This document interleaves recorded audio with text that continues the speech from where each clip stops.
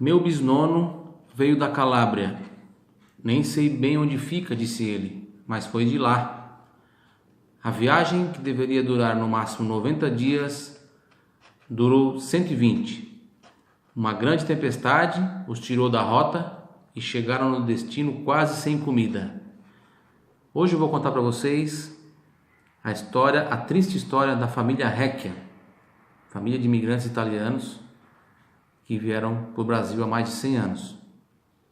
Bom giorno a tutti, meu nome é Silvano, para quem não me conhece, faço vídeos aqui e divulgo a cultura italiana na nossa página no Facebook, Cultura Italiana para Sempre, e no nosso YouTube. Se você gostou desse vídeo, depois se você gostar desse vídeo, curte aí o nosso vídeo, compartilha e também se inscreva no nosso canal no YouTube e aperte no sininho para receber os nossos próximos vídeos, tá bom? Há um tempo atrás, mais ou menos final do ano passado, dezembro de 2017, eu estive em 3 de maio visitando um fornecedor para o meu restaurante, o restaurante meio do meu irmão, e fui lá buscar morango com o seu Varley Recchia, um grande amigo meu e meu fornecedor de morango. E eu perguntei para ele, a gente sentou lá na sala e ficou conversando um pouco, ficamos conversando, e eu perguntei para ele a história da família Recchia, como é que foi a imigração da família Recchia, que eu, afinal de contas, eu adoro história, né? E principalmente a história da imigração italiana, né? E ele começou a me contar a triste história da família Recchia. E eu achei, assim, uma história que eu não poderia deixar de registrá-la. E então eu pedi autorização para ele deixou eu escrever e colocar aqui na nossa página. Inclusive, se você descer bem lá embaixo, tem esse texto aqui escrito lá embaixo. Já faz tempo que eu coloquei lá, mas agora eu resolvi fazer um vídeo porque o vídeo sempre o pessoal, né? O pessoal gosta mais de assistir do que ler esse texto que é um pouco grande. Então eu fiz essa homenagem e aí naquela época eu pensei, eu poderia fazer mais disso aqui, eu poderia saber a história da sua família. Você que está me assistindo agora, você que tem descendência italiana, se você tem alguma história dos tempos antigos aí, eu adoraria escrevê-la. Eu tenho facilidade para escrever, adoro escrever, já escrevi durante 4 anos para um jornal e também já fiz uma revista. Então é uma coisa que eu gosto de fazer e tenho facilidade de escrever. Eu escrevi a história da família Recchia aqui, uma breve história, né? A parte mais, acredito que com certeza a parte mais triste da história.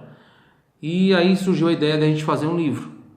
Eu pretendo escrever esse livro contando a história da imigração, mas uma história diferente, não a história, a narração, que ano veio, toda essa história que a gente já meio que já conhece, como foi, onde chegaram, que ano chegaram, para onde foram para Zambuja, foram para Bento Gonçalves, foram para 3 de Maio, foram para Uruçanga, enfim, não essa história. Eu quero pegar a história por trás da história e aí sim fazer um livro bem interessante contando esses causos, vamos dizer assim, das famílias, essas histórias que estão lá guardadas a 7 chaves com as famílias, com as pessoas mais velhas das famílias. Que se ninguém fazer esse registro, eu acredito que eles vão se perdendo com o tempo, né? Então vamos lá para a triste história da família Recchia. É uma história de luta, dor e superação na qual passaram aqueles italianos que há mais de 100 anos decidiram deixar o seu país. Meu bisnono, disse o Varley, veio da Calábria, nem sei bem onde fica, mas foi de lá. A viagem deveria durar no máximo 90 dias, durou 120. Uma grande tempestade os tirou da rota e chegaram no destino quase sem nenhuma comida, fazendo racionamento já há várias semanas. No racionamento, o capitão ordenou que todos poderiam fazer apenas uma refeição diária. Mas o pior nem foi isso.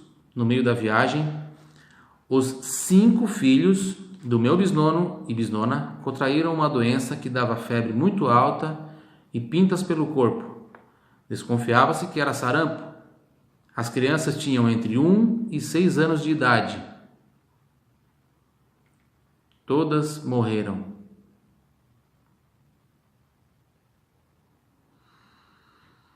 Mas nem pense, caro amigo, você que está me vendo nesse vídeo, que isso foi o pior que aconteceu.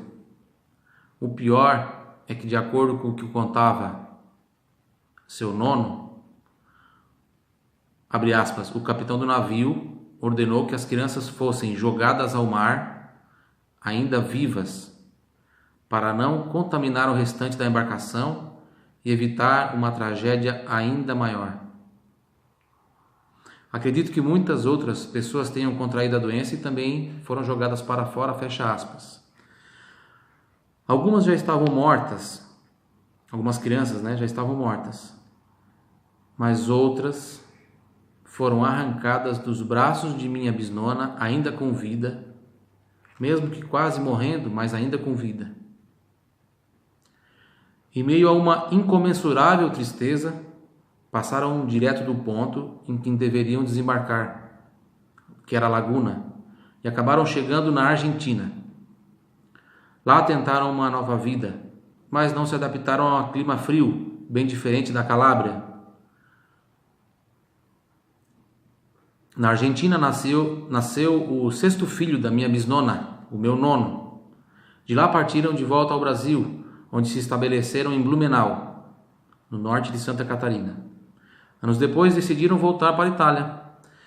Minha bisnona sofreu tanto com a perda dos filhos que nunca mais foi a mesma pessoa.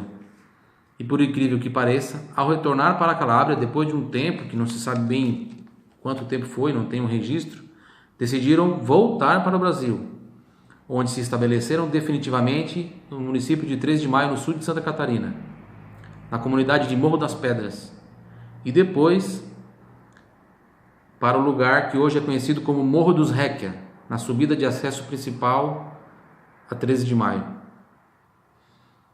Eu escrevi essa história tentando mostrar o que passaram os nossos queridos guerreiros, para deixar um registro, um registro histórico, e também como forma de homenagear aí a família Réquia e os descendentes do André Réquia.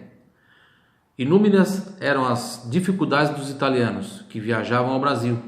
Por pouco poderíamos não estar aqui. Foi esse pensamento que eu tive quando eu escrevi esse texto, Estamos vivos, relembrando a história.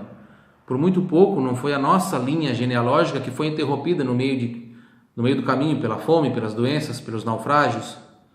Hoje estamos vivos e somos numerosos. 50% da população de Santa Catarina é de descendentes de italiano. É um número gigante, porque metade, a outra metade se divide em outras várias raças, africanos, alemães, espanhóis, portugueses, bugres. Nós devemos honrar e nos orgulhar do sangue italiano que corre em nossas veias. Buonanotte. Esse é o texto que eu escrevi e que está aí na nossa página, Cultura Italiana para Sempre. Está lá, está bem lá embaixo. Se procurar, tem que descer bastante na página para achar.